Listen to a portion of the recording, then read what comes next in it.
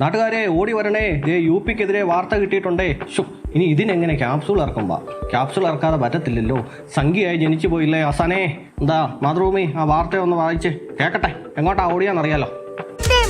രാജ്യത്ത് തന്നെ അഭിമാനകരമായി നടപ്പാക്കുന്ന പദ്ധതി. സർക്കാർ സ്കൂളുകളിലെ കുട്ടികൾക്ക് സൗജന്യമായി പോഷകാഹാരം ഉറപ്പാക്കുന്ന പദ്ധതി. എന്തൊക്കെയാണ് കുട്ടികൾക്ക് നൽകേണ്ട പോഷകാഹാരം? മുട്ട, പാൽ, ഇതൊക്കെയായിരിക്കും നിങ്ങളുടെ മനസ്സിലേക്ക് ഓടി വരിക. കേരളത്തിൽ ബിരിയാണി വരെയുണ്ട്. പക്ഷേ യോഗിയുടെ നാട്ടിലെ മിഡ് ഡേ മീൽ കണ്ടാൽ ലജ്ജിച്ച് നമ്മൾ തല താഴ്ത്തും.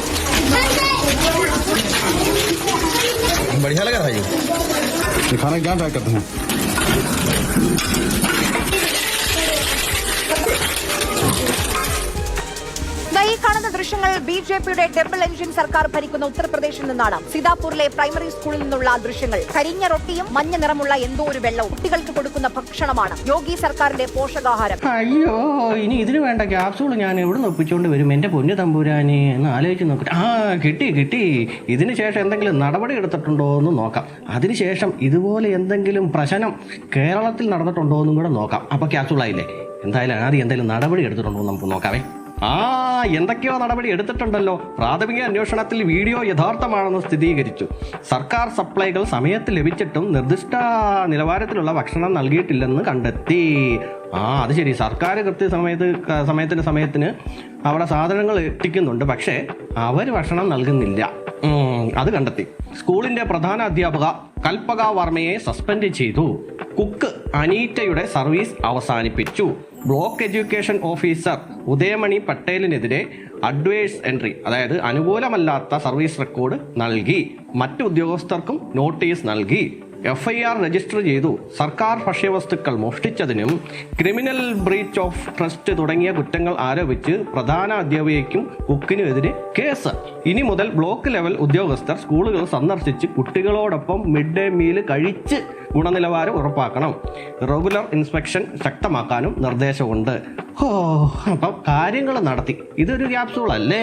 അതായത് അവിടെ ഒരു പ്രശ്നം ഉണ്ടായി, ആ പ്രശ്നത്തിന് കാരണക്കാരായിട്ടുള്ളവരെല്ലാം സസ്പെൻഡും അവർക്കെതിരെ കേസും എടുത്തു.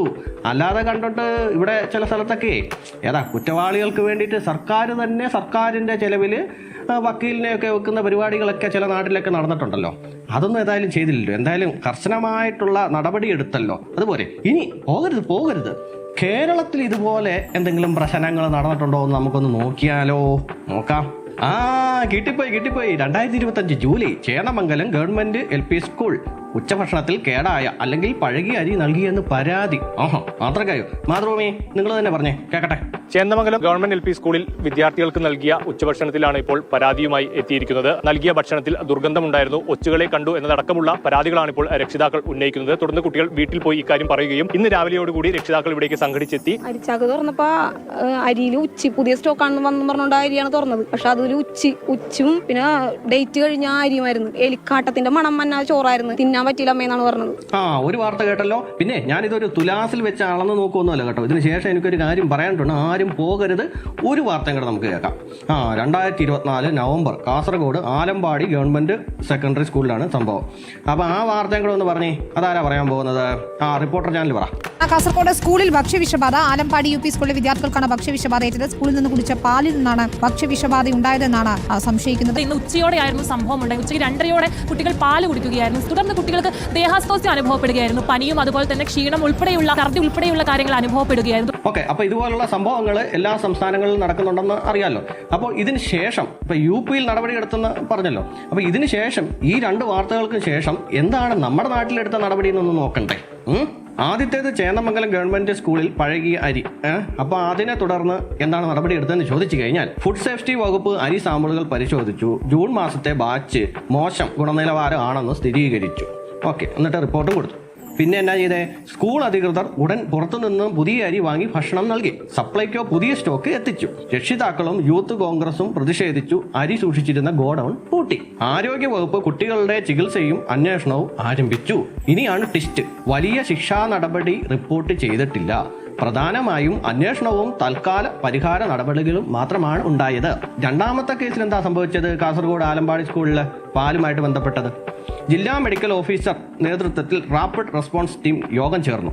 നല്ല കാര്യം. പാൽ ഉൾപ്പെടെയുള്ള ഭക്ഷ്യവസ്തുക്കളുടെ സാമ്പിളുകൾ ലാബ് പരിശോധനയ്ക്ക് അയച്ചു. വളരെ നല്ല കാര്യം. സ്കൂളിലെ പാൽ വിതരണം തൽക്കാലം നിർത്തിവെച്ചു. അടിപൊളി. രക്ഷിതാക്കൾക്കും സ്റ്റാഫിനും ഭക്ഷ്യസുരക്ഷാ ബോധവൽക്കരണ ക്ലാസുകൾ നടത്തി. വളരെ വളരെ നല്ല കാര്യം. അധ്യാപകരെയോ പാചകക്കാരെയോ സസ്പെൻഡ് ചെയ്തതായിട്ടൊന്നും റിപ്പോർട്ടില്ല. അപ്പോൾ ഇതാണ് പ്രധാനപ്പെട്ട വ്യത്യാസം എന്ന് പറഞ്ഞാൽ UP-യിൽ അങ്ങനെ ഒരു സംഭവം നടന്നു, അതിന് വേണ്ട കർശനമായിട്ടുള്ള നടപടികൾ എടുത്തു. അതിന് ഉത്തരവാദിത്തപ്പെട്ട ആൾക്കാരെ എല്ലാം സസ്പെൻഡ് ചെയ്തു, കേസ് രജിസ്റ്റർ ചെയ്തു. അപ്പോൾ ഇത് രണ്ടും കൂടെ വെച്ച് വേണമെങ്കിൽ തുലാസിലൊന്ന് നോക്കാം അല്ലേ. പിന്നെ ഈ വിഷയത്തിൽ പ്രധാനമായിട്ടും പറയാനായിട്ടുള്ളത്, ഈ ഉദ്യോഗസ്ഥർ എന്ന് പറഞ്ഞാൽ ഇവരുടെ കൂട്ടത്തിൽ നല്ലവരും ഉണ്ട്, ചീത്തയായിട്ടുള്ളവരും ഉണ്ട്. അതായത് ഒരു കുറച്ച് ശതമാനം ആൾക്കാർ ഉടായ്പ പിടിച്ച ആൾക്കാരുണ്ട്. അപ്പോൾ അവരെ തെരഞ്ഞു പിടിച്ചിട്ട് വേണ്ട ശിക്ഷാ നടപടികൾ കൊടുക്കുക എന്നുള്ളത് മാത്രമേ ഉള്ളൂ ഇതിനകത്ത് രക്ഷയുള്ളൂ. പിന്നെ UP എന്ന് പറഞ്ഞു കഴിഞ്ഞാണ്ടല്ലോ, കേരളത്തിനേക്കാളും വലിയ വലിയ വലിയൊരു സംസ്ഥാനമാണ്, അതാദ്യം മനസ്സിലാക്കണം. പിന്നെ ഈ UP എന്ന് പറഞ്ഞാൽ അതുപോലെ ചീഞ്ഞ് നാറിക്കിടന്ന ഒരു സംസ്ഥാനമാണേ, അതുപോലെ ഗുണ്ടാവിളയാട്ടങ്ങളും ഉണ്ടായിരുന്ന ഒരു സംസ്ഥാനമാണേ. അതെല്ലാം അടിച്ചൊതുക്കി ഇപ്പോൾ അവർ എന്നാ പറയുന്നത്, അവിടെ ഡെവലപ്മെന്റും മറ്റുമൊക്കെ ആയിട്ട് അവർ മുന്നോട്ട് പോകുന്നു. ഇത് ചില ആൾക്കാർ സമ്മതിക്കത്തില്ല. അവരോട് നമ്മൾ എന്ത് പറഞ്ഞു കൊടുത്തിട്ടും കാര്യമില്ല. മിന്നാരത്തിനകത്ത് ജഗതിച്ചേട്ടൻ പറയുന്ന പോലെ എന്റെ വായിക്കാത്ത കയറിയിരുന്ന് വിടുവിച്ചാലേ ശരിയാവും.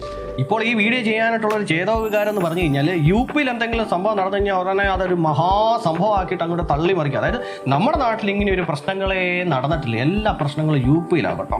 ഭയങ്കര ചൊറിച്ചിൽ, അങ്ങോട്ട് നോക്കി തന്നെ ഇരിക്കുക. എൻ്റെ പൊന്നു സുഹൃത്തുക്കളെ, എല്ലാ നാട്ടിലും ഇതുപോലെ പ്രശ്നങ്ങളും മറ്റുമൊക്കെ നടക്കുന്നുണ്ട്. അപ്പോൾ അതിന് പരിഹാര മാർഗമായിട്ട് അടുത്ത നടപടി എടുക്കുക എന്നുള്ളൂ. അല്ലാതെ UP-യിലോട്ട് നോക്കിയിട്ട് സർവ്വ നേരെ ഇരിക്കുക. അവിടുത്തെ കുറ്റങ്ങളും കുറവുകളും എന്തൊക്കെയാണെന്ന് നോക്കട്ടെ. ഒരെണ്ണം കിട്ടിക്കഴിഞ്ഞാൽ കിട്ടി എന്നും പറഞ്ഞിട്ട് അങ്ങോട്ട് വാർത്ത ചെയ്യാന്നുള്ളൂ. എന്നാ പറയാൻ ഇതിനൊക്കെ.